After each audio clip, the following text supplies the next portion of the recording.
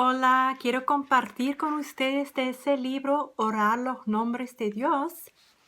Hoy voy a leer del nombre Jehová Rafa Sanador. Yo soy Jehová tu sanador. Éxodo 15:26.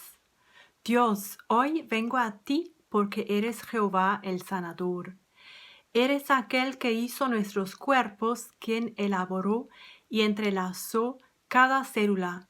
De una forma única y maravillosa nos hizo individuos. Nos conoces por dentro y por fuera, hasta que tienes contado los cabellos de nuestra cabeza. Por tanto, Señor, sé que eres conocedor de nuestras enfermedades y de nuestros males. Aún más, sé que tienes el poder de sanarlas.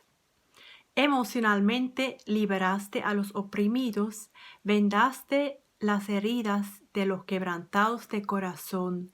Lucas 4:18 y Salmos 147, el versículo 3.